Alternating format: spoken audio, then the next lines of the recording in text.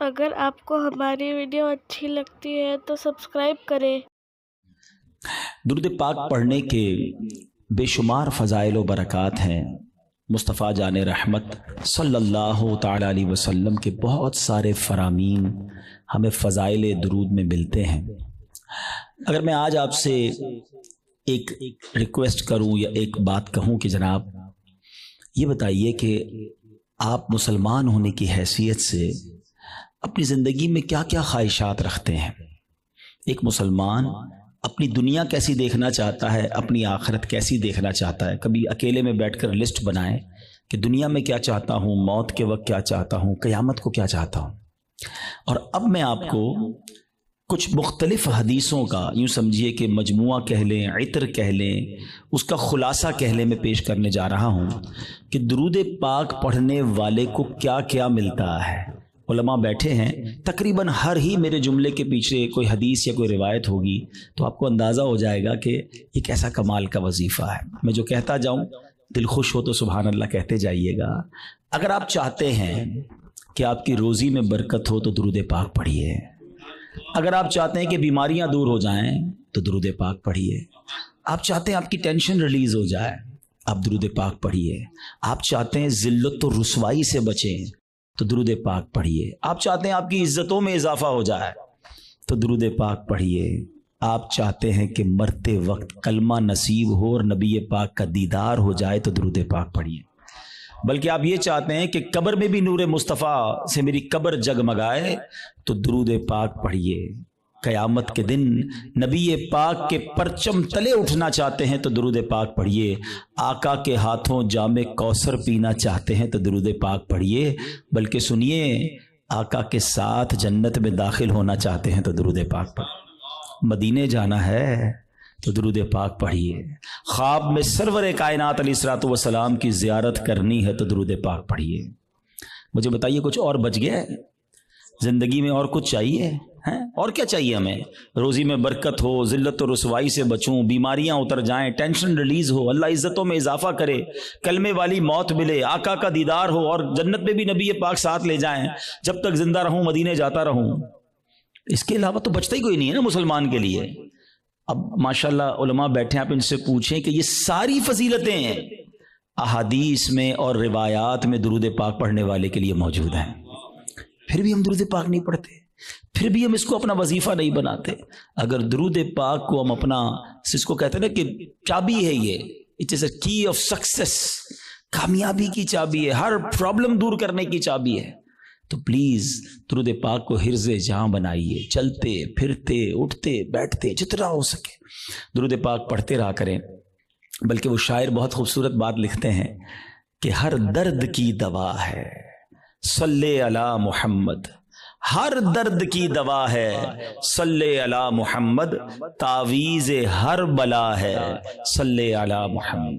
تو ہمارا تو کام یہ ہے کہ بس کسی پرابلم میں پڑھتے رہیں انشاءاللہ، بلکہ پرابلم آنی نہیں ہے اگر آپ درود پاک کثرت سے پڑھ رہے ہوں گے۔ میرے پیارے اسلامی بھائیوں، آج جس موضوع پہ میں نے بات کرنی ہے وہ بڑا سینسٹیو اور بڑا اہم ٹاپک ہے۔ ہم نارملی اپنی زندگی میں بہت ساری چیزوں کی حفاظت کرتے ہیں، چیز جتنی قیمتی ہوتی ہے اس کی حفاظت بھی ہم اس قدر زیادہ کرتے ہیں۔ نارمل سا موبائل جیب میں ہو تو فکر نہیں ہوتی، قیمتی موبائل ہو تو بندہ ہر تھوڑی دیر بعد ہاتھ لگا رہا ہوتا ہے جیب میں، ہے نا؟ گاڑی قیمتی ہو تو بندہ لاک کر کے، بعض اوقات ڈرائیور کھڑا کر کے آتا ہے، پیسے تھوڑے سے ہوں تو جیب میں رکھتا ہے، زیادہ ہو تو لاکر میں یا بینک میں رکھتا ہے۔ جتنی چیز قیمتی ہوتی چلی جاتی ہے، ہمارا کانشیس لیول بھی، جو ہمارا حفاظت کا ذہن بھی بڑھتا چلا جاتا ہے۔ ہماری زندگی میں ہماری نیکیوں کی، ہمارے اعمال کی کتنی اہمیت ہے، کبھی ریئلائز کیا آپ نے؟ اول تو شیطان ہمیں نیکیاں کرنے نہیں دیتا، وہ چاہتا ہی نہیں ہم نیکیاں کریں، اور اگر کوئی نیکیاں کر لیتا ہے تو پھر اب اگلا وار شیطان کا یہ ہوتا ہے کہ کسی طرح اس کی نیکی برباد کرا دی جائے، اس کی نیکی ڈیلیٹ کروا دی جائے۔ ذرا اس کو ایک میں آپ کو یوں سمجھے کہ صورتحال آپ کے سامنے رکھتا ہوں، جس سے آپ کو یہ بات اور سمجھنے میں آسانی ہو جائے گی، پھر میں اپنے ٹاپک کی طرف آؤں گا۔ کہ ایک شخص تھا اور اس کے یہاں بچی کی ولادت ہوئی۔ ماں باپ کے یہاں جب بچی پیدا ہوتی ہے تو ماشاءاللہ محبت بھی لوگ کرنے والے کرتے ہیں، اور پھر اس کی پلاننگ بھی کرتے ہیں کہ بچی جب بڑی ہوگی تو میں نے اس کی خیر خواہی کرنی ہے، اس کی شادی کرنی ہے۔ تو اس شخص نے سوچا کہ کیوں نہ میں اپنی بچی کی شادی کے لیے، اس کے اچھے مستقبل کے لیے کچھ پیسے جمع کروں۔ اس نے ایک گھر میں صندوق بنایا اور روزانہ کے، مثال کے طور پہ سمجھاتا ہوں کہ روزانہ کے 100 روپے یا 200 روپے وہ اس صندوق میں ڈالنے لگا۔ اس نے کہا 20 سال میں تو پتہ نہیں کتنے پیسے ہو جائیں گے، سارے کام آسان ہو جائیں گے۔ 100 روپے 200 روپے روز ڈالتا تھا۔ کبھی کبھی جی چاہتا تھا کوئی اچھی چیز خریدے، کوئی باہر کا کھانا کھائے، مگر کہتا نہیں، بچی والے پیسے ڈالنے۔ اپنے دل کو مارتا رہا اور پیسے ڈالتا رہا۔ 20 ایئرز، 20 سال گزر گئے، صندوق بھر گیا۔ اس نے سوچا صندوق تو بھر گیا ہوگا، اب بچی بھی بڑی ہو گئی، کہا اب تو اس کی شادی کرنی ہے۔ اور اب اس والد نے اس باکس کو کھولا، سارے گھر والوں کو جمع کیا کہ آؤ میری 20 سال کی جو جمع پونجی ہے آج اس کو مل کے کاؤنٹ کرتے ہیں، ہزاروں لاکھوں روپے ہوں گے۔ جیسی صندوق کھولا نا، اس کا دل ہل گیا کہ ہوا یہ تھا کہ صندوق لکڑی کا تھا، اس میں کہیں سے ایک سوراخ ہو چکا تھا اور اس سوراخ سے دیمک اندر آئی اور اس کی 20 سال کی جو کمائی تھی وہ سارے نوٹ وہ دیمک کھا چکی تھی۔ مجھے صحیح بتائیں، اپنے آپ کو اس کی جگہ رہ کر سوچیں کہ جس نے 20 سال تک اپنے پیٹ کاٹ کر، اپنی خواہشوں کو مار کر اپنی بچی کے لیے پیسے جمع کیے، اور جب 20 سال بعد اس کو خرچ کرنے کا موقع آیا، اس کو تکلیف کتنی ہوئی ہوگی کہ یار سب ختم، اب میں کہاں سے لاؤں گا۔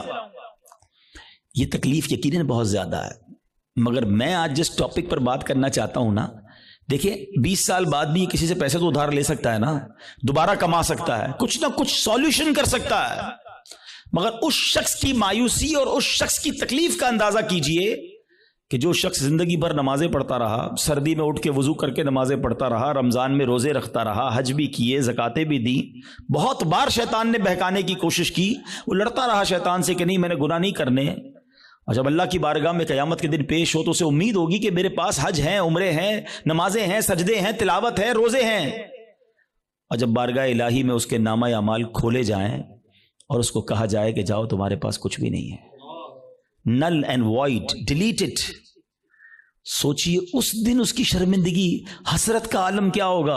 اس دن تو کوئی چانس بھی نہیں ہوگا نا کہ دوبارہ نیکیاں کر لے، ادھر تو دوبارہ کما سکتا ہے وہ شخص، مگر قیامت کے دن today is the time of action. Maula Ali فرماتے نا یہ وقت زندگی میں عمل کر سکتے ہو، قیامت کا دن عمل کا نہیں، جزا کا دن ہوگا، فیصلے کا دن ہوگا، تو اس دن تو آپ کو صرف فیصلہ ہی ہونا ہے۔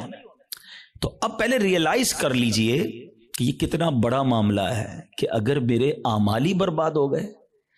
اب ہو سکتا ہے کسی کے ذہن میں سوال آئے کہ جناب یہ کون سی بات کر رہے ہیں کہ اعمال کیسے برباد ہو سکتے ہیں؟ نمازیں پڑھی ہیں، روزے رکھے ہیں، کوشش کر کے یہ اعمال کی۔ آج کے دور میں نیکی کرنا بھی آسان نہیں ہے، یہی تو میں سمجھانا چاہتا ہوں آج کے بیان میں کہ آج کے دور میں واقعی نیکی کرنا اتنا آسان نہیں ہے، لیکن آپ اتنی مشکل سے نیکی کر بھی رہے ہیں، مگر اس کو سنبھال رہے ہیں کہ نہیں، اس کی حفاظت کر رہے ہیں کہ نہیں، اس کے بارے میں فکر مند ہے کہ نہیں، آپ کو پتا ہے کہ چور کیسے چوری کر کے جا سکتا ہے آپ کی نیکیوں کو۔ یہی میرا آج کا ٹاپک ہے۔ اور اب آپ دوبارہ ذہن میں سوال آ رہا ہوگا کہ بھائی بتائیں تو صحیح وہ کون سے اعمال ہیں کہ جن سے نیکیاں برباد۔ میں قرآن و حدیث سے آج آپ کے سامنے کچھ اعمال ایسے رکھوں گا، کچھ کام ایسے رکھوں گا کہ جس کو کرنے والے کے بارے میں فرمایا کہ اس کے اعمال برباد کر دیے جاتے ہیں۔ سب سے جس کو کہیں کہ اہم ترین معاملہ پتہ ہے کیا ہے؟ کہ انسان کا ایمان چھن جائے۔ جس کا ایمان چلا گیا نا، اب اس کا کوئی عمل اس کے کام نہیں آئے گا، چاہے اس کی زندگی سجدوں سے بھری ہوئی ہو، چاہے اس نے بہت نمازیں پڑھی ہوں، ساری زندگی روزے رکھے ہوں، ایمان نہیں تو کچھ بھی نہیں۔ اور یہ بات قرآن کہتا ہے، اللہ کا کلام کیا فرماتا ہے سنیے۔ رب کریم قرآن میں ارشاد فرماتا ہے وَمَن يَرْتَدِدْ مِنْكُمْ عَنْ دِينِهِ فَيَمُتْ وَهُوَ كَافِرٌ فَأُولَئِكَ حَبِطَتْ أَعْمَالُهُمْ فِي الدُّنْيَا وَالْآخِرَةِ وَأُولَئِكَ أَصْحَابُ النَّارِ هُمْ فِيهَا خَالِدُونَ۔ اب اس کا ترجمہ سنو۔ اور تم میں جو کوئی اپنے دین سے پھرے، پھر کافر ہو کر مرے، تو ان لوگوں کا کیا اکارت گیا، دنیا میں اور آخرت میں سب ضائع ہو گیا، اور وہ دوزخ والے ہیں، انہیں اس میں ہمیشہ رہنا ہے۔ ایک بات یاد رکھیے گا، یہ ہمیں بعض اوقات سمجھ نہیں آتی کہ یار بندہ مسلمان ہو کے کافر کیسے ہو سکتا ہے، ایمان والا ہو کے ایمان سے کیسے نکل سکتا ہے۔ یہ بات تو آپ کو پتا ہے نا کہ دنیا میں سب سے زیادہ جو تیزی سے مذہب پھیل رہا ہے وہ کون سا ہے؟ اسلام ہے. The most growing religion on earth. اس پوری کائنات میں سب سے تیزی سے الحمدللہ اسلام پھیل رہا ہے. لیکن یہ ون وے ٹریفک نہیں ہے کہ اگر کوئی مسلمان ہو سکتا ہے غیر مسلم تو مسلمان بھی اسلام سے خارج ہو سکتا ہے. ٹھیک ہے, ایک حدیث پاک سناتا ہوں تاکہ یہ بات اور کلیئر ہو جائے گی. حدیث پاک کا مضمون ہے, نبی پاک علیہ الصلوۃ والسلام نے فرمایا کہ اولاد آدم مختلف طبقات میں, مختلف کیٹیگریز میں پیدا کی گئی ہے. 4 کیٹیگریز, 4 قسم بیان کی نبی پاک نے. فرمایا ایک پہلی قسم وہ ہے کہ بعض مومن پیدا ہوتے ہیں, ایمان والی زندگی گزارتے ہیں اور ان کا خاتمہ بھی ایمان پر ہوتا ہے. ہم اللہ سے دعا کرتے ہیں کہ اللہ اس کیٹیگری میں ہمیں شامل رکھے, کیونکہ اللہ نے مسلمان ماں باپ دیے, ایمان والی زندگی دی ہے, اللہ ایمان والی موت عطا فرمایا ہے. لیکن سیکنڈ کیٹیگری نبی پاک نے فرمایا کچھ لوگ کافر گھرانے میں پیدا ہوتے ہیں, حالت کفر پر زندہ رہتے ہیں اور حالت کفر پر ہی ان کی موت ہوتی ہے. بہت بڑی تعداد میں ایسے لوگ ہیں جو غیر مسلموں کے یہاں پیدا ہوتے ہیں, کفر والی زندگی گزارتے ہیں, کفر پر بھی مر جاتے ہیں. تیسری کیٹیگری سنو, اللہ کے نبی فرماتے ہیں کچھ لوگ کافر پیدا ہوتے ہیں, کافروں والی زندگی گزارتے ہیں, مگر ان کا خاتمہ ایمان پر ہو جاتا ہے. ہے نا کئی لوگ جو مرنے جو دنیا میں مسلمان ہو رہے ہیں, یہ کیا ہے, کافر تھے نا, غیر مسلم تھے, کلمہ پڑھا مسلمان ہو گئے, بڑی اچھی بات ہے. مجھے ایک واقعہ یاد آ گیا. ہانگ کانگ میں دعوت اسلامی والے جو تھے وہ ہمارے مبلغین کسی مریض کی عیادت کے لیے ہاسپٹل میں گئے. دعوت اسلامی کے تو طریقہ کار میں بھی شامل ہے اور ہمیں بھی جانا چاہیے, مریض کی عیادت سنت ہے. تو وہ لوگ وہاں عیادت کرنے گئے تو برابر میں بستر پر ایک 70 سال کا ہانگ کانگ میں ایک بوڑھا شخص غیر مسلم وہ بھی لیٹا ہوا تھا, علاج کروانے آیا تھا. جب وہ واپس جانے لگے اس نے اشارہ کیا ذرا ادھر آئیے گا. وہ ادھر گئے تو کہا تم لوگ کون ہو؟ چہرے پہ داڑھی تھی, سر پہ امامہ تھا. کہا مسلمان ہیں. کیوں آئے تھے؟ کہا ہمارا ایک دوست ہے وہ بیمار تھا, اس کو دیکھنے آئے تھے. اچھا مسلمان کیا ہوتا ہے, اسلام کیا ہوتا ہے؟ 7, 8, 10 منٹ بات چیت ہوئی. اسلامی بھائیوں نے اس کو دعوت دی کہ آپ بھی مسلمان ہو جائیں. ہسپتال کے بستر پر وہ بوڑھا شخص کلمہ پڑھ کر مسلمان ہو گیا. مگر اس سے بڑھ کر جو جس کو کہتے ہیں نا ایمان افروز بات یہ تھی کہ اگلے چند گھنٹوں بعد اس کا انتقال بھی ہو گیا.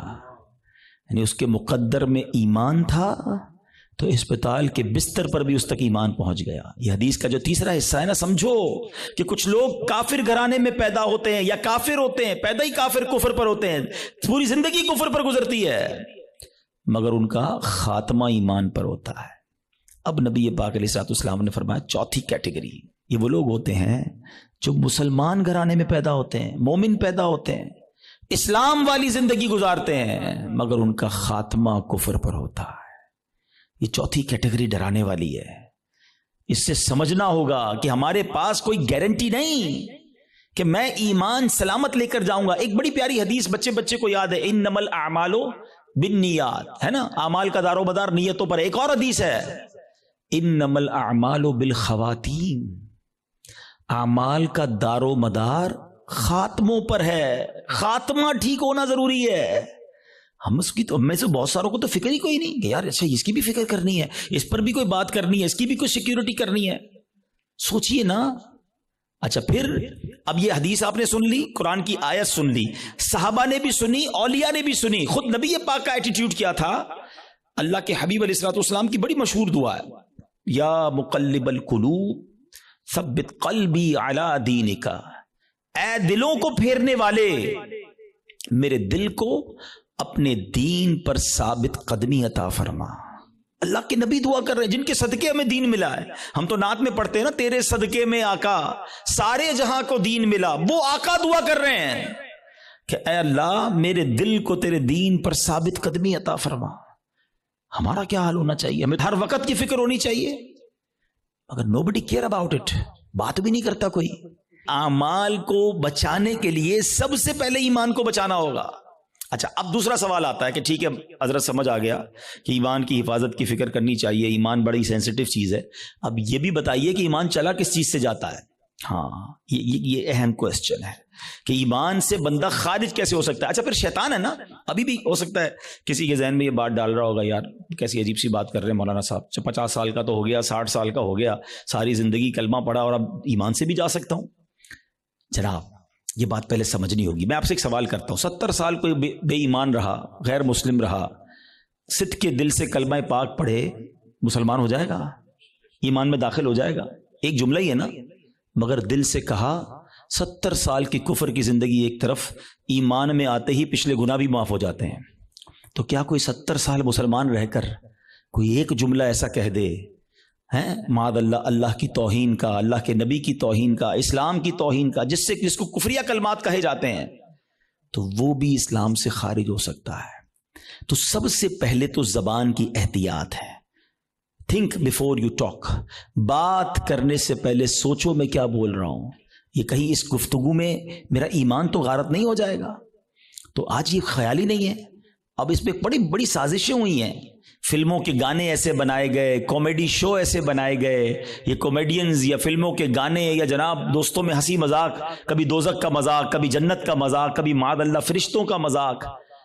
ہماری لمٹ ہے, ہم مسلمان ہیں, ہماری باؤنڈری ہے. لوگ کہتے ہیں ریڈ لائن ہوتی ہے. بھائی ریڈ لائن مسلمان کی یہ ہے کہ وہ ان باتوں پر گفتگو نہیں کر سکتا, اس کا مذاق نہیں اڑا سکتا. ایک حد ہے ہماری نا, ہم جو چاہیں منہ میں بول دیں گے. دنیا میں کئی ایسے ملک ہیں جہاں کسی ادارے کے خلاف بات نہیں ہو سکتی, کسی پرسنالٹی کے خلاف بات نہیں ہو سکتی, ہم اس کو فالو کرتے ہیں. مگر ہم اسلام کے بارے میں, دین کے بارے میں جو منہ میں آیا کہہ رہے ہوتے ہیں. تو یاد رکھیں, شیطان تو چاہتا ہی یہی ہے. الٹیمیٹ گول پتہ ہے شیطان کا کیا ہے؟ کہ میں اور آپ غیر مسلم ہو کر قبر میں جائیں. وہ مرنے سے پہلے بھی آتا ہے, آخری وقت بھی بندے کے پاس آتا ہے کہ کسی طرح اس کا ایمان چھین لوں. اتنا خطرناک دشمن ہے وہ ہمارا, اور ہم سکون کی نیند سو رہے ہیں, ہمیں فکر ہی کوئی نہیں ہے. پھر دوسرا جو ایک پرابلم ہے جس کی وجہ سے ایمان برباد ہو سکتا ہے, وہ ہے گناہوں کی عادت. روایتوں میں آتا ہے کہ جب بندہ ایک گناہ کرتا ہے نا, اس کے دل پر ایک سیاہ نقطہ لگ جاتا ہے, اور جب وہ بار بار گناہ کرتا ہے تو وہ ایک نقطہ ایک وقت آتا ہے کہ پورا دل ہی کالا ہو جاتا ہے. جب دل کالا ہو جاتا ہے تو اس پر نصیحت کی بات ہی اثر نہیں کرتی ہے. پھر شیطان کے لیے بڑا آسان ہوتا ہے اس کا ایمان چھیننا. میں آخری بات اس موضوع پہ کر لوں تاکہ اگلے عمل کی طرف جاؤں, ورنہ یہی ایک ٹاپک ایسا ہے کہ میں پورا بیان اس پر کروں, اور کرنے چاہیے ایسے بیانات کہ ایمان کی حفاظت کی فکر بہت ضروری ہے.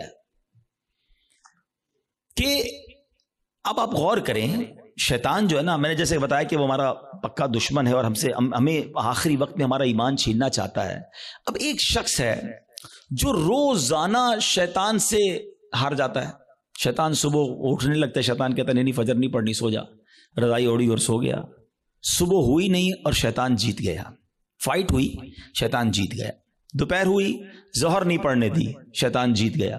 مارکیٹ میں گیا, بے پردہ عورت گزری, شیطان نے کہا دیکھ لیا, شیطان جیت گیا. موبائل اٹھایا, حرام دیکھ لے, بری ویب سائٹ دیکھ لی, شیطان جیت گیا. کاروبار کرنے لگا, شیطان نے کہا جھوٹ بول دے, جھوٹ بولا, شیطان جیت گیا. دھوکہ دے دے, دھوکہ دیا, شیطان جیت گیا. سود کما لے, سود کا کام کیا, شیطان جیت گیا.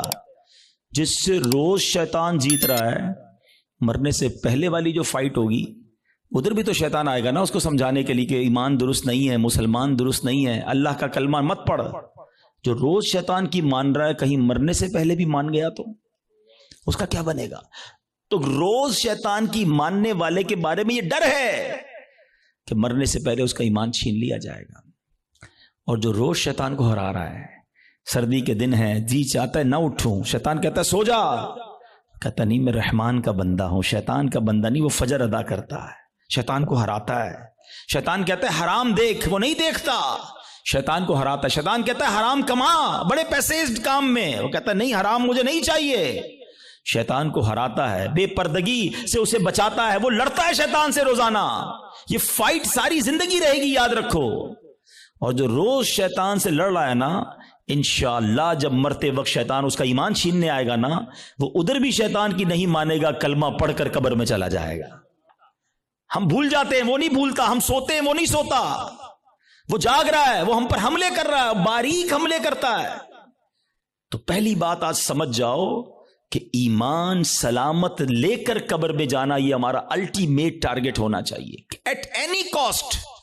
اگر ایمان میرے ہاتھ میں نہیں رہا تو میں تو گیا نا. تو ہمیں اس کی فکر بھی کرنی ہے, اس کے لیے دعائیں بھی کرنی ہیں. ہماری نمازوں میں, ہماری دعاؤں میں یہ شامل ہونا چاہیے. آپ بزرگوں کی دعائیں تو پڑھیں نا, نبی پاک کی دعائیں پڑھیں. ایمان کی سلامتی کا وہاں آپ کو ذکر ملے گا, ایمان کی حفاظت کا ذکر ملے گا. ہماری دعا کیا ہے؟ یا اللہ کاروبار میں برکت دے دے, صحت میں برکت دے دے, بڑا بنگلہ مل جائے, نوکری مل جائے. میں نہیں کہتا اللہ سے مت مانگو, اللہ کے سوا کس سے مانگیں گے؟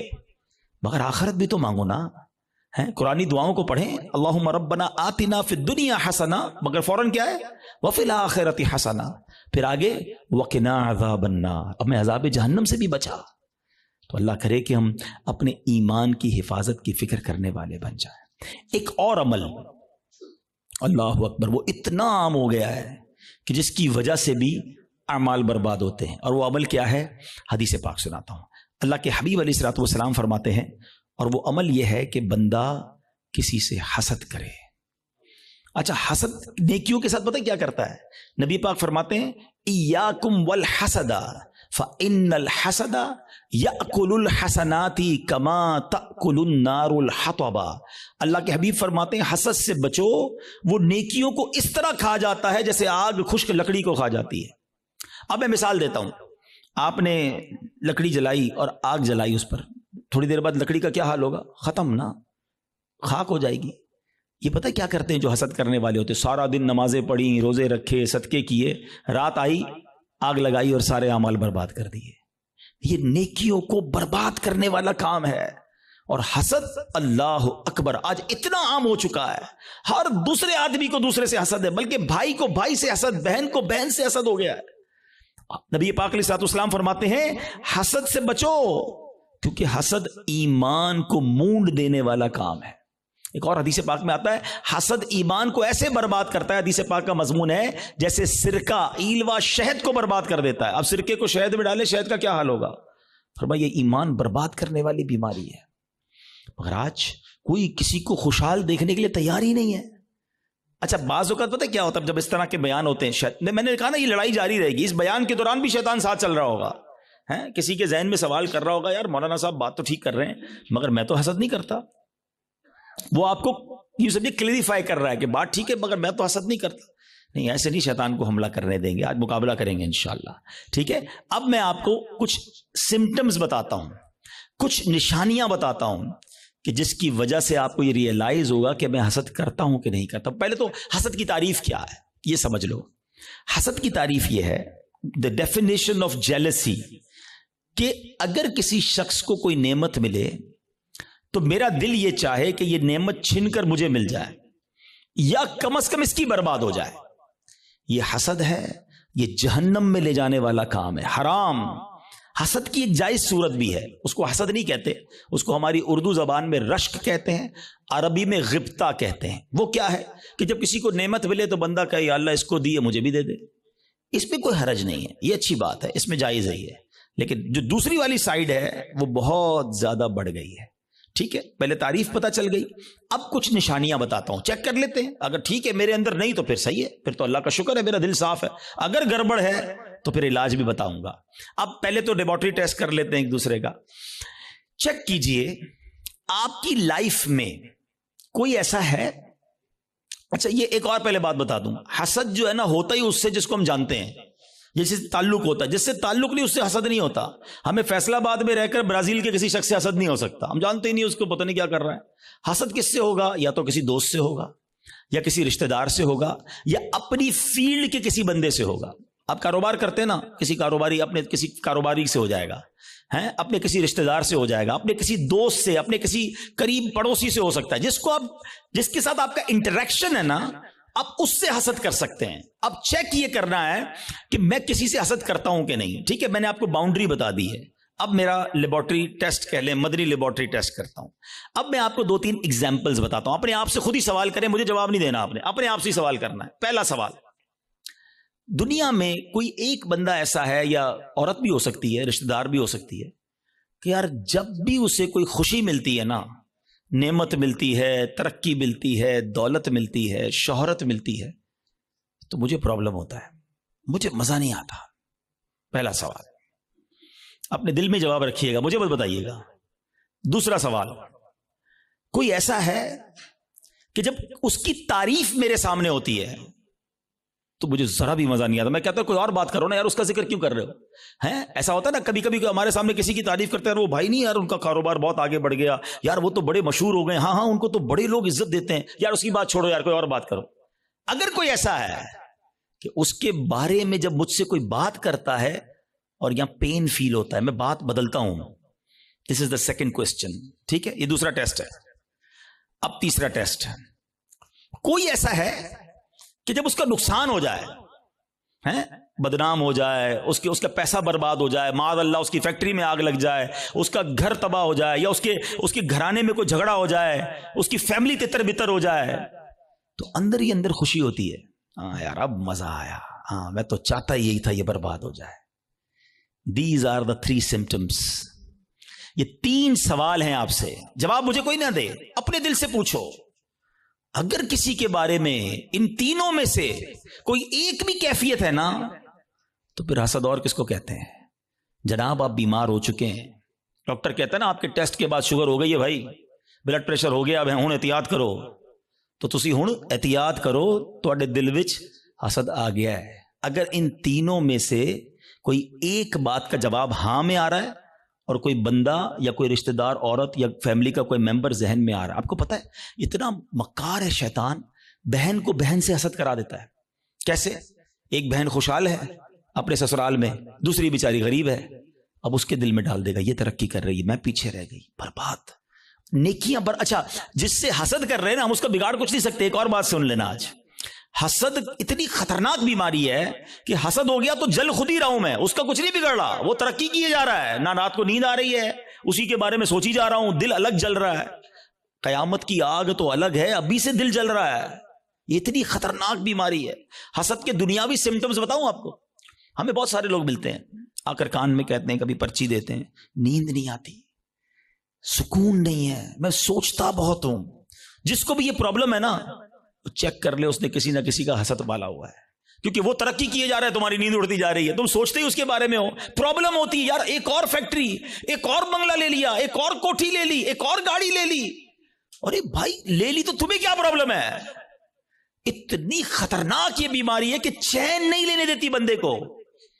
ये सोचिएगा, यानी इसके दुनियावी नुकसान भी है ना. मैं अपनी फैमिली से डिस्टर्ब हो गया, मैं अपनी लाइफ से डिस्टर्ब हो गया, क्योंकि मैंने किसी का हसद दिल में पाल लिया. यार इसको तो मेरे मोहल्ले में कोई नहीं जानता था, आज ये पूरी दुनिया में पॉपुलर हो गया, इसको इतनी इज्जत कैसे मिल गई, मैं भी तो एक. अच्छा ये पता है, सिर्फ आम लोगों में नहीं, ये उलमा में हसद हो जाता है, नात खानों में आपस में हसद हो जाएगा. जो जिस फील्ड का होगा ना, हम जिस फील्ड के, हमें अपनी फील्ड वाले से हसद हो सकता है. अच्छा इसका बयान इतना अच्छा हो गया, इसकी आवाज इतनी अच्छी हो गई. शैतान मरदूद कि कोई खूबसूरत होता है उससे हसद हो जाता है. बहुत सारी चीजों से हसद होता है, दौलत से, शोहरत से, खूबसूरती से, ताकत से, इक़्तिदार से, कोई भी नेमत मिले. अच्छा अब समझ टेस्ट हो गया, लेबोरेटरी टेस्ट का रिजल्ट अपने पास ही रखिएगा, ठीक है. अब खुदा ना खास्ता मेरे किसी भाई को अगर हसद हो गया है, तो उसको क्लेरिफाई करने का तरीका भी बता देता हूं, उसका इलाज भी बता देता हूं. उसका इलाज यह है कि सबसे पहले तो आप ये रियलाइज करें कि मुझे हसद किससे हुआ है. अच्छा हसद किससे हुआ और क्यों हुआ है? किसी के माल से हो जाता है, किसी की खूबसूरती से हो जाता है, किसी की शोहरत से हो जाता है, वॉट एवर, कोई रीजन होगा ना, वो रीजन पहले आप रियलाइज कर लें. पहला तरीका यह है, पहला इलाज यह है कि आप अल्लाह से दुआ करें कि अल्लाह मेरे दिल को हसद से पाक कर दे, मेरे दिल को गंदगी से पाक कर दे, दिल की सारी बीमारियों से पाक कर दे. एक तो दुआ है, अल्लाह करीम है, कबूल फरमा लेगा तो दिल पाक हो जाएगा. दूसरा, दुआ में उस बंदे को भी शामिल कर लें कि अल्लाह उसके माल में और बरकत दे दे. है, अगर वो उसके हुस्न से प्रॉब्लम है, अल्लाह उसके हुस्न में और बरकत दे दे. उसकी शोहरत से प्रॉब्लम है, अल्लाह उसकी शोहरत में और बरकत दे दे. हाँ है ये थोड़ा मुश्किल, ये एंटीबायोटिक है ना, इलाज हो रहा है ना. अब आप जब किसी के लिए दुआ करेंगे ना कि या अल्लाह इसके माल में और बरकत दे दे, और थोड़े दिनों बाद आपको कोई बंदा आके बताएगा यार उसकी एक और फैक्ट्री लग गई, तो आप कहेंगे मैं भी तो दुआ करता था बट लगनी थी फैक्ट्री. तीसरा तरीका एक और है हसद से निकलने का, कि जिससे हसद हुआ है ना उसको तोहफा दे. हदीस पाक का मजमून है, तोहफा दो मोहब्बत बढ़ेगी. हाँ लेकिन ये बता के मत देना कि भाई तेरे से हसद हो गया था, तोहफा लेकर आए हो, मौलाना साहब ने कहा, और गल खराब हो जाएगी. तो बताना नहीं उसको, हाँ बताना चले उसको.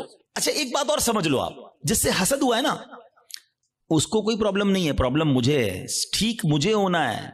उसको तो शायद नेकियां मिल रही होंगी अगर कोई उसके बारे में गीबत कर रहा है, बदगुमानियां कर रहा है. हमें अपना इलाज करना है, मेरे अमाल बड़े थोड़े हैं.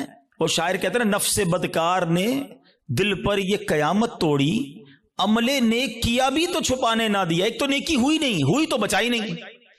तो दो बातें हो गई आज के बयान में, ईमान की हिफाजत और अपने आप को हसद से बचाना है. एक और अमल बड़ा खतरनाक है और उसको शिर्क असगर कहा गया, और वो बड़ा बारीक है, शैतान का ऐसा खतरनाक वार है कि पता भी नहीं चलने देता, और वो है रियाकारी.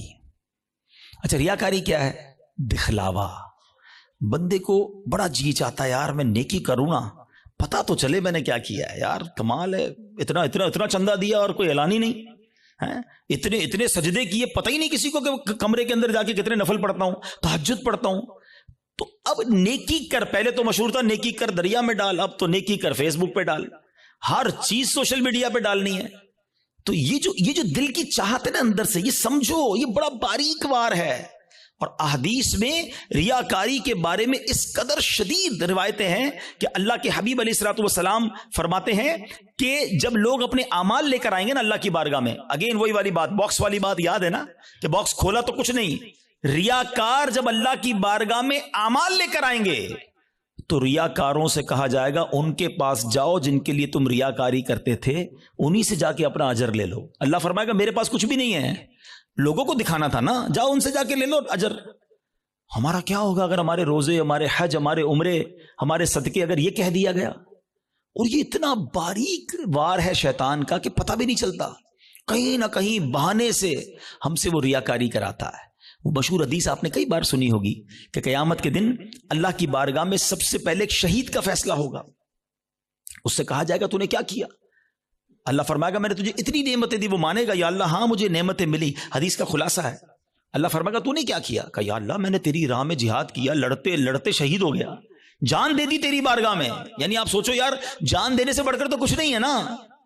مگر اللہ کی طرف سے کیا ارشاد ہوگا؟ تو جھوٹا ہے، تو نے اس لیے یہ عمل کیا کہ تجھے بہادر کہا جائے، مجاہد کہا جائے، تجھے کہہ لیا گیا. اے فرشتوں اس کو جہنم میں ڈال دو. شہید جہنم میں. کیوں؟ نیت اللہ کی رضا کی نہیں تھی نا، شہرت کی تھی، لوگوں کو پتا چلے. اب اللہ کی بارگاہ میں ایک سخی لایا جائے گا.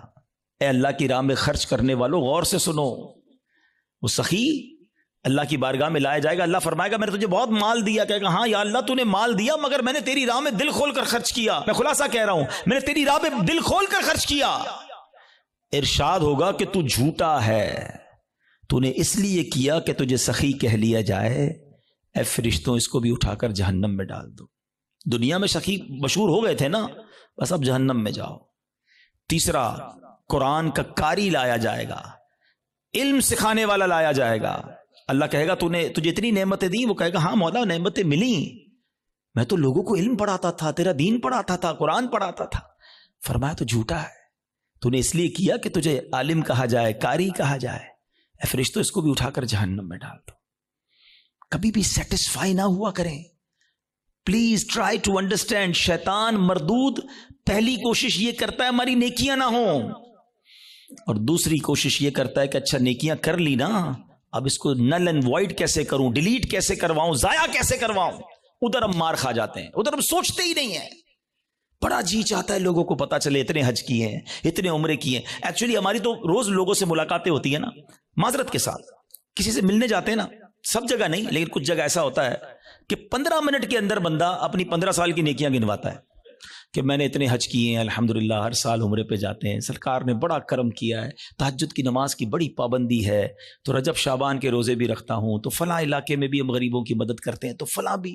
بندہ کہے آئی صاحب کس نے پوچھا تھا یہ سب آپ سے؟ ہم نے تو طبیعت پوچھی تھی آپ کی، آپ نے طبیعت کے جواب میں پوری لسٹ نکال کے دے دی. اچھا اب ذرا میں چوٹ کرنے کے لیے کہہ رہا ہوں کہ جو بندہ 15 سال پرانا حج یاد رکھے ہوئے ہے، اس کو آج صبح جو جھوٹ بولا ہے وہ یاد ہے؟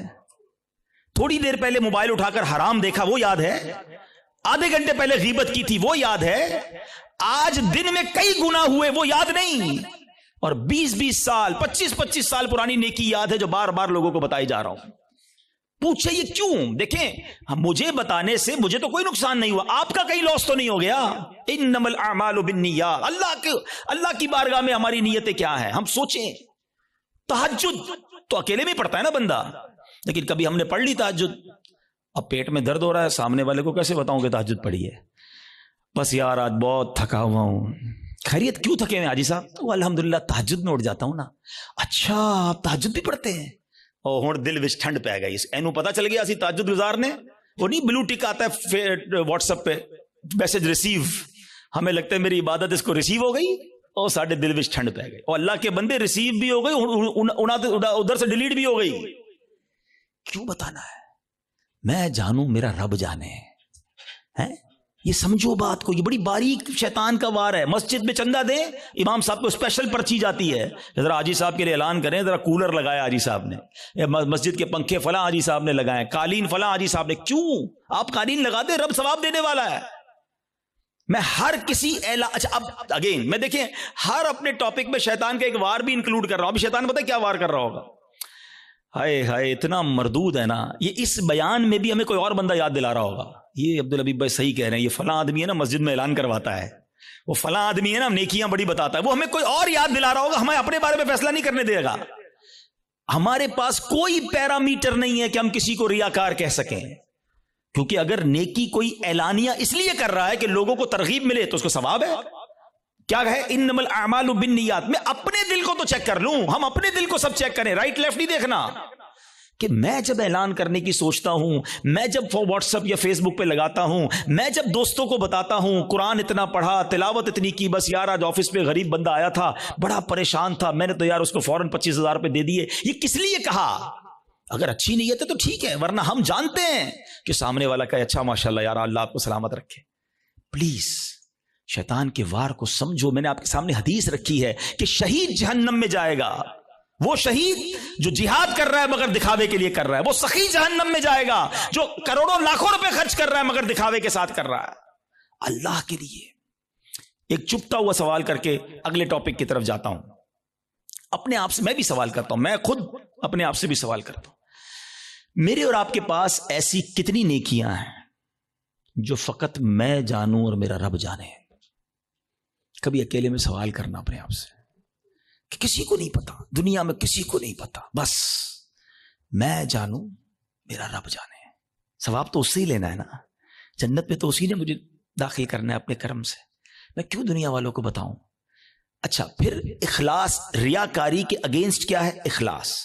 اخلاص کی تعریف پتہ ہے کیا ہے؟ آئے ہائے ہائے, علماء بھی کمال کرتے ہیں, ایک جملے میں گلی مکا دیتے ہیں. کہتے اخلاص کی تعریف یہ ہے جس طرح تم اپنے گناہوں کو چھپاتے ہو نا, اس طرح اپنی نیکیوں کو چھپاؤ. ہم میں سے کوئی چاہتا ہے میری خطائیں پتہ چلیں کہ میں نے کل کیا گناہ کیا, پرسوں کیا کیا؟ نہیں نہیں نہیں, کسی کو میری خطا نہیں پتہ چلنی چاہیے, ہم چھپاتے ہیں, مگر نیکیاں سب کو پتہ چلنی چاہیے. سمجھو اس وار کو شیطان کے. تیسرا عمل میں نے بتا دیا آپ کو, ریاکاری. چوتھا عمل جو اس سے ملتا جلتا ہی ہے, وہ بھی اعمال برباد کرنے والا عمل ہے, اور وہ ہے خود پسندی. انسان جو ہے نا اپنے اندر اپنے آپ کو بہت کچھ سمجھنے لگتا ہے. حدیث پاک میں آتا ہے خود پسندی 70 سال کے عمل کو برباد کر دیتی ہے.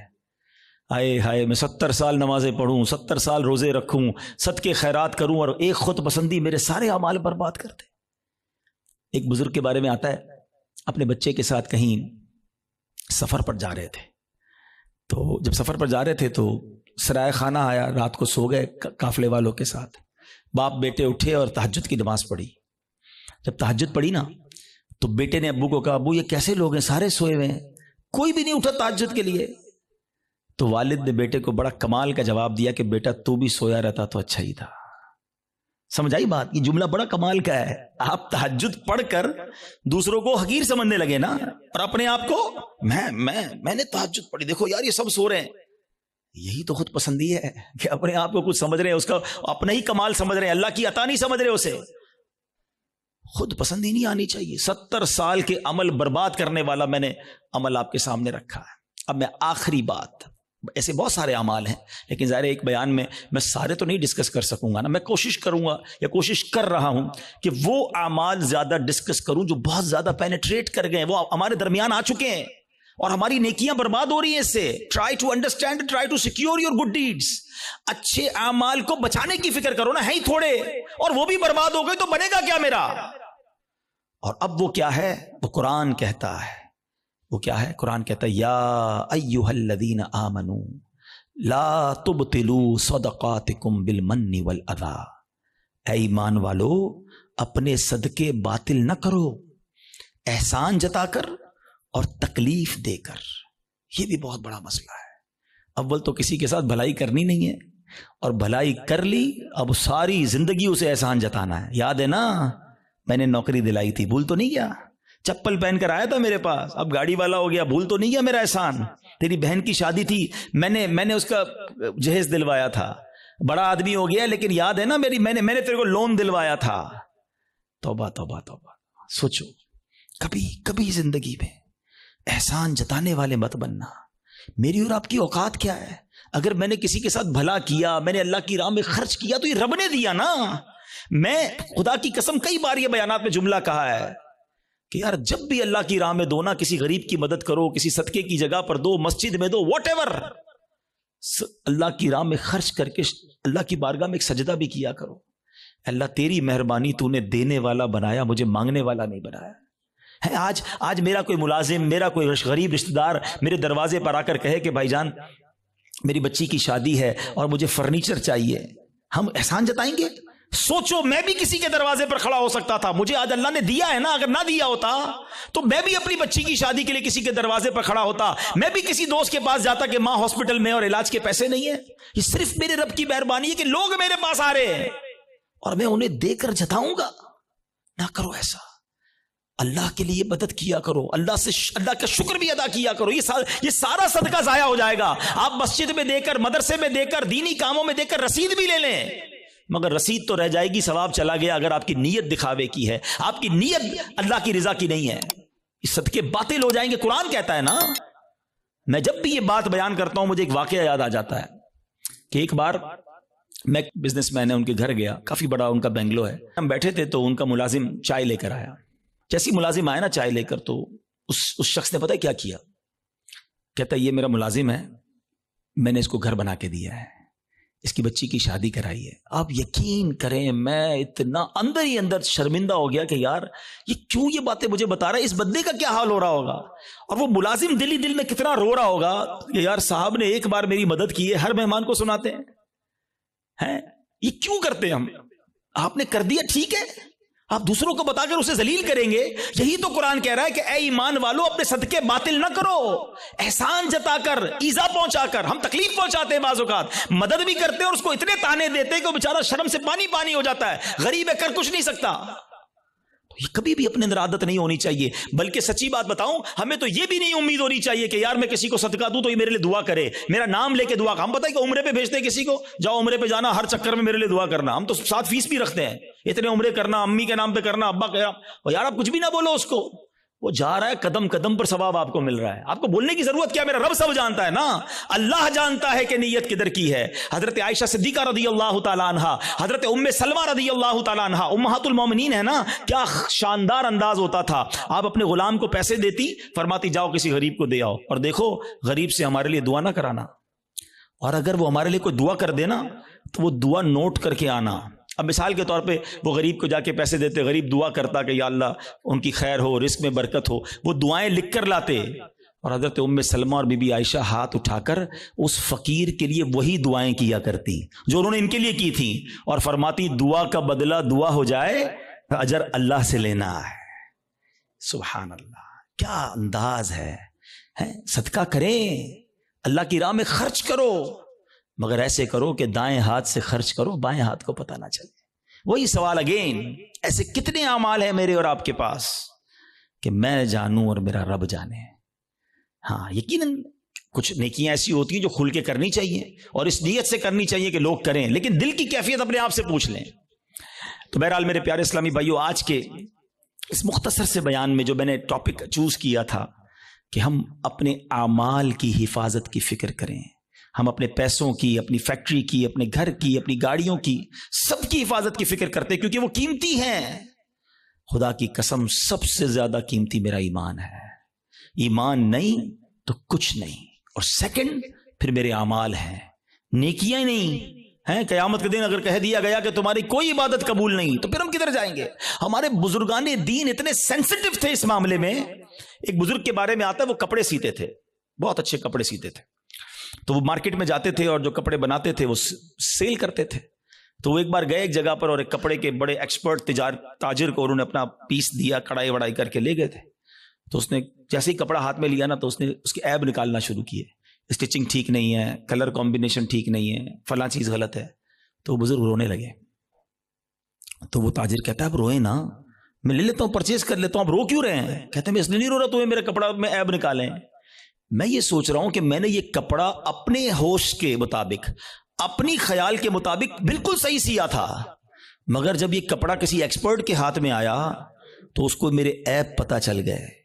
میں نے اپنی سوچ سے نمازیں ٹھیک پڑھی ہیں, اپنے حساب سے صدقے ٹھیک کیے ہیں, میں نے عمرے اور حج ٹھیک کیے ہیں, لیکن قیامت کے دن جب یہ اعمال اللہ کی بارگاہ میں پیش ہوں گے اور ادھر سے کہہ دیا گیا تیرے سجدوں میں اخلاص نہیں ہے, تیرے صدقوں میں اخلاص نہیں ہے, تیری عبادت میں ذوق نہیں ہے, تیری نیتیں اچھی نہیں ہوں گی, تو میرا کیا بنے گا؟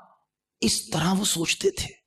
کبھی ہم نے نیکی کر کے یہ سوچا کہ یا اللہ نیکی بچی رہے, قبول فرما لے؟ ہم تو نیکی کر کے پھول جاتے ہیں, بھائی میں نمازی, میں حاجی, میں روزہ دار, میں صدقہ دینے والا. نہیں, پلیز سمجھو بات کو. ہم نے کئی ایسے واقعات پڑھے ہیں کہ جو بڑے بڑے نامور اس زمانے کے جناب مستجاب الدعوات ہوا کرتے تھے. جب شیطان غالب آیا, نفس غالب آیا, لالچ غالب آئی, تو ایمان بھی ہاتھ سے چلا گیا. بلم بن باعورہ کا واقعہ کس کو نہیں پتا؟ مستجاب الدعوات تھا وہ شخص, لیکن جب لالچ غالب آئی, شیطان کا داؤ چل گیا, حضرت موسیٰ کے خلاف ہوا, ان کے بارے میں بددعا کرنے لگا, اس کی زبان لٹک کر باہر آ گئی اور کفر پر اس پر خاتمہ ہوا. ہمیں ڈرنا ہے, دعائیں مانگنی ہیں, اور یہ خوف ہمیں صحابہ میں نظر آتا ہے.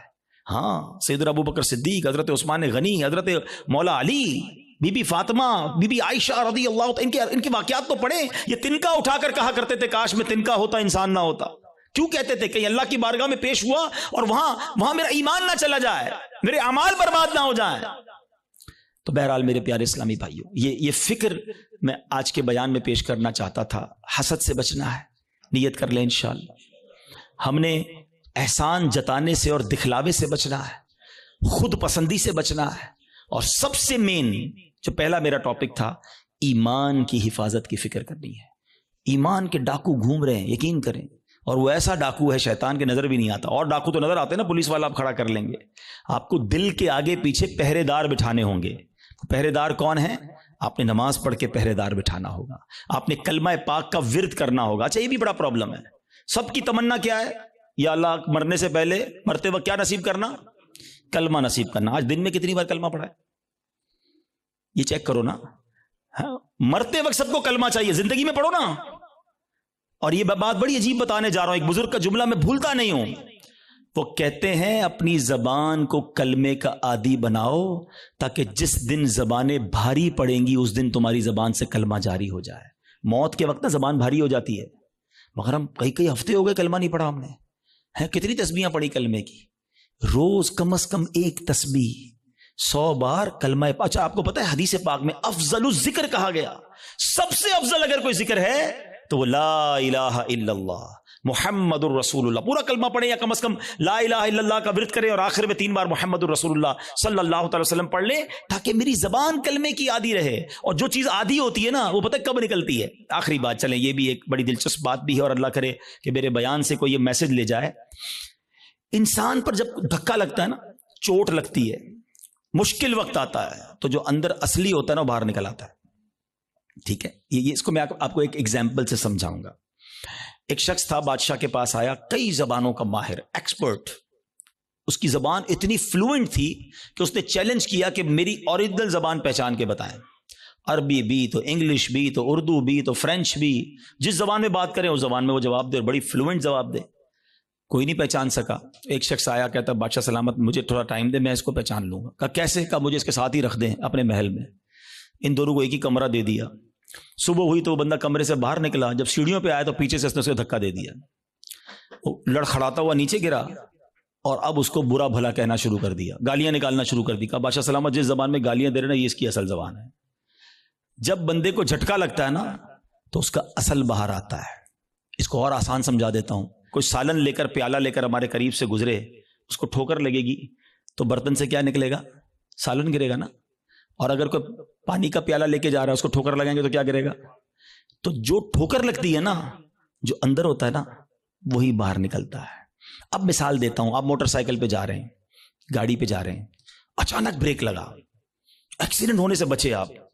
کیا نکلا زبان سے؟ کچھ لوگوں کی زبان سے اس وقت گالی نکلتی ہے, اور کچھ لوگوں کی زبان سے ماشاءاللہ اس وقت بھی یا رسول اللہ نکلتا ہے. لا الہ الا اللہ نکلتا ہے, یا غوث اعظم نکلتا ہے. کیوں؟ اندر اچھا بھرا ہوا ہے. جب جھٹکا لگانا تو اندر والا باہر آ گیا. اور ہم نے دیکھا ہے اس وقت کئی ایسے لوگ ہوتے ہیں جن کی زبان سے اس وقت بھی گالی نکلتی ہے, بری بات نکلتی ہے, ارے تیری تو. کیوں؟ اندر گندا بھرا ہوا ہے. اپنے برتن کو صاف رکھنا, موت کے وقت ایک جھٹکا لگنا ہے, اور جب جھٹکا لگے نا تو میری زبان کلمہ پڑھ لے, میری زبان میرے آقا کا نام لے لے, میری زبان درود پاک پڑھ لے. اندر اچھا ہونا چاہیے. بری محفلیں چھوڑ دو, برے دوست چھوڑ دو, ورنہ یہ گندگی بھر جائے گی دل میں. اور روزانہ کم از کم 100 بار نیت کرو کہ کلمہ پاک پڑھیں گے انشاءاللہ. ہاں, ابھی کلمے پڑھتے رہو تاکہ مشکل وقت جب آئے, جب سکرات کے وقت زبان بھاری ہو جائے تو میری زبان کلمہ پڑھنے والی بن جائے. تو انشاءاللہ کلمے کے عادی بن جاؤ, اور ایسے دوستوں سے بچو, ایسی محفلوں سے بچو جہاں کفریہ باتیں کی جاتی ہیں. میرے رضا نے تو 100 سال پہلے کہہ دیا تھا کہ سونا جنگل, رات اندھیری, چھائی بدلی کالی ہے, سونے والو جاگتے رہیو, چوروں کی رکھوالی ہے. اور چور بھی کیسا ہے شیطان؟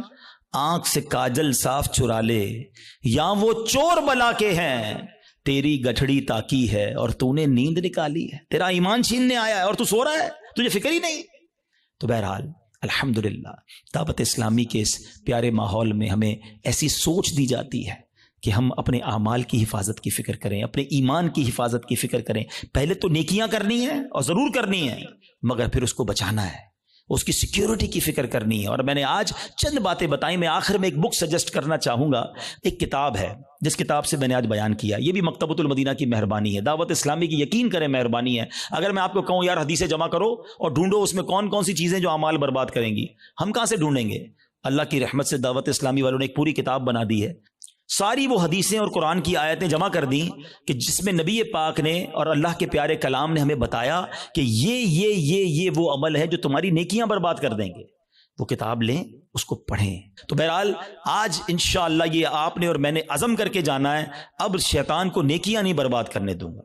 ایسے کیسے برباد کر دے؟ تو اتنی مشکل سے نیکی کماؤں اور میری برباد کر دے ایک جھٹکے کے اندر. آپ کے پیسے کو چھین لے, کتنا برا لگتا ہے کہ یار میں آج سارا دن محنت کر کے اپنے بچوں کے لیے پیسے کما کے آؤں اور رات کو آؤں اور اپنے پیسوں کو آگ لگا دوں. کوئی نہیں کرنے دے گا. یہ ہم حسد کر کے نیکیوں کو آگ لگا دیتے ہیں.